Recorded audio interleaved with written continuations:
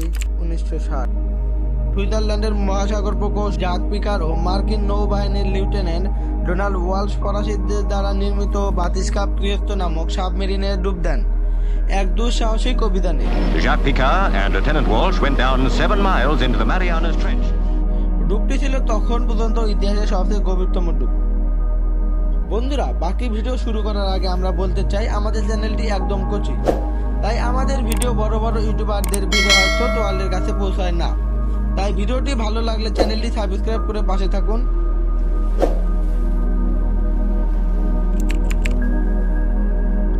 মানুষ মহাকাশ অব্দি পাড়ি জমিয়েছে, চাঁদ জয় করে মঙ্গলে যায় যায় ভাব, কিন্তু আমাদের এই পৃথিবীতে আছে এমন সব রহস্য তার সমাধান বিজ্ঞানের এই আধুনিক যুগেও সম্ভব হয়নি। বন্ধুরা, সমুদ্র এতটাই বড় যে সমুদ্রের ভেতরে মাত্র 20% এলাকার ম্যাপ মানবজাতির দ্বারা আঁকা সম্ভব হয়েছে, এবং আমরা সমুদ্রের মাত্র 5% জ্ঞান অর্জন করতেও সম্ভব হয়নি। কিন্তু তাই বলে মানুষ বসে থাকেনি। রহস্য উদ্ঘাটনের ইচ্ছা মানুষের প্রাচীনকাল থেকেই। যতই আমরা রহস্য উদ্ঘাটন করছি ততই নতুন নতুন রহস্য দেখা দিচ্ছে। এমনই এক রহস্যের নাম মারিয়ানা ট্রেঞ্চ। মারিয়ানা ট্রেঞ্চ এখনো পর্যন্ত আবিষ্কৃত পৃথিবীর সবচেয়ে গভীরতম স্থান। এটি প্রশান্ত মহাসাগরের মারিয়ানা দ্বীপ থেকে প্রায় 200 কিলোমিটার পূর্বে অবস্থিত। স্পেনের রাজা চতুর্থ ফিলিপ এর স্ত্রীর নাম ছিল মারিয়ানা। তার নাম অনুসারে দ্বীপটির নাম রাখা হয় মারিয়ানা। পরবর্তীতে এই খাত বা ট্রেঞ্চটির নাম রাখা হয় মারিয়ানা ট্রেঞ্চ। এই মারিয়ানা ট্রেঞ্চ প্রশান্ত মহাসাগরের প্রায় 2550 কিলোমিটার এলাকা জুড়ে অবস্থিত এবং এর প্রস্থ মাত্র 70 কিলোমিটার। 1875 সালে ব্রিটিশ জাহাজ HMS চ্যালেঞ্জার মারিয়ানা ট্রেঞ্চ জায়গাটি আবিষ্কার করে এবং এর অবস্থান নির্ণয় করে। তখন এর গভীরতা মাপা হয়েছিল 8184 মিটার। পরবর্তীতে আধুনিক যন্ত্র দিয়ে এর গভীরতা মেপে পাওয়া যায় 11,034 মিটার বা 11 কিলোমিটারেরও বেশি। এই গভীরতা এভারেস্টের চেয়েও 2000 মিটারের বেশি। অর্থাৎ আপনি যদি গোটা এভারেস্টকে মারিয়ানা ট্রেঞ্চে এনে ছেড়ে দেন, তাহলে চায়ের কাপে বিস্কুটের মতো গোটা এভারেস্ট সেখানে চলে যাবে এবং কিছুটা জায়গা আরো ফাঁকা থাকবে।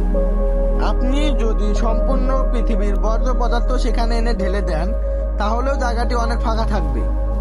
শুনে হয়তো অবাক হয়েছেন, তাহলে জেনে রাখুন স্থানটি এতটাই গভীর যে বিজ্ঞানের কোনো যন্ত্র দিয়ে সেখানে কাজ করানো খুবই চ্যালেঞ্জের ব্যাপার। তবে এর গভীরতা আরো বেশি হতে পারে বলে ধারণা করা হয়। মারিয়ানা ট্রেঞ্চের সবচাইতে গভীরতম স্থানের নাম হলো চ্যালেঞ্জার দ্বীপ।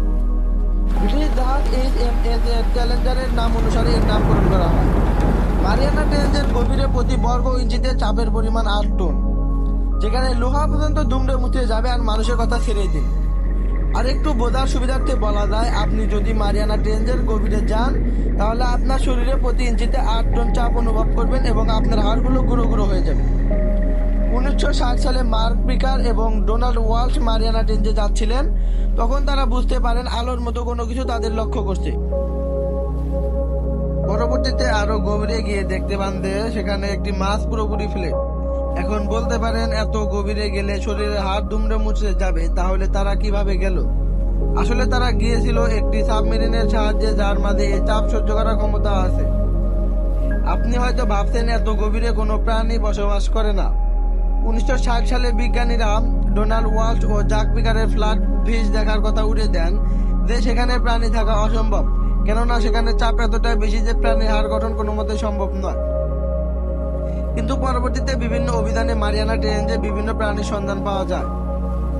মারিয়ানা ট্রেঞ্চের প্রাণীর সাথে বিজ্ঞান খুব বেশি পরিচিত নয়, তবুও কিছু কিছু প্রাণী ক্যামেরা বন্দী করা হয়েছে। এর মধ্যে কিছু প্রাণীর নাম উল্লেখ করা হলো রেডিও লুমিনিসেন্ট জেলিফিশ। এই প্রাণীটি মারিয়ানা ট্রেঞ্চে দেখা যায় প্রথম 2016 সালে। Sure want to know if he glows, but thank you. Look at that thing. He's reflecting the lights of angler fish. এই মাছটি দেখতে খুবই ভয়ঙ্কর। স্ত্রী অ্যাংলার এর আকার বেশ বড় হলেও পুরুষ অ্যাংলার আকার অনেকটাই ছোট। মজার ব্যাপার হলো পুরুষ অ্যাংলার স্ত্রী অ্যাংলার দেহে পরজীবীর মতো বসবাস করে। Centimeters per second, which is considered to be notably fast. They are also known to swim sometimes inverted. Hermit কাঁকড়া। এটি অন্যান্য কাঁকড়ার চেয়ে আলাদা, কেননা এই কাঁকড়ার থাকে মাত্র 4টি পা। এরা সুরক্ষার জন্য এক প্রকার ফুলের মতো প্রবাল প্রাচীর ব্যবহার করে।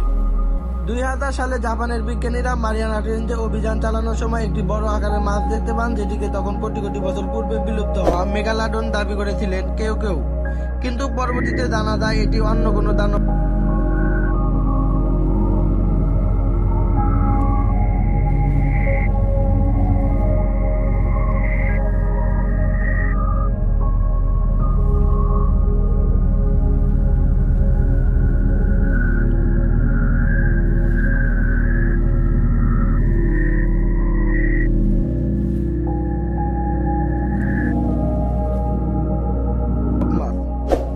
সাল 2012 26 মার্চ টাইটানিক সিনেমার পরিচালক জেমস ক্যামেরুন মারিয়ানা ট্রেঞ্চের 10,907 মিটার গভীরে ভ্রমণ করে আসেন। 35,200 feet, 488 feet to go. Get everything on. I think we got a problem. Got a lot of failures here, and I'm coming up to my depth. This is not good. My clock stopped, my depth gauge is stopped. আবার 2019 সালের 28 April 2019 সালে পূর্বে সকল record ভেঙে গবেষক vector ভেস্কোভো Mariana ট্রেঞ্চের 10,927 metre গভীরে গিয়েছিলেন। বিজ্ঞান যত উন্নত হচ্ছে, সমুদ্রের গহীনে লুকিয়ে থাকা জ্ঞান মানুষ ততই আহরণ করছে। হয়তো কোনো একদিন মারিয়ানা ট্রেঞ্চের গভীরের সমস্ত রহস্য উন্মোচিত হয়ে যাবে অচিরেই। ভিডিওটি ভালো লাগলে লাইক এবং শেয়ার করতে ভুলবেন না, কিন্তু সাথে কমেন্ট করে জানিয়ে দিন ভিডিওটি কেমন লাগলো। আবার দেখা হবে।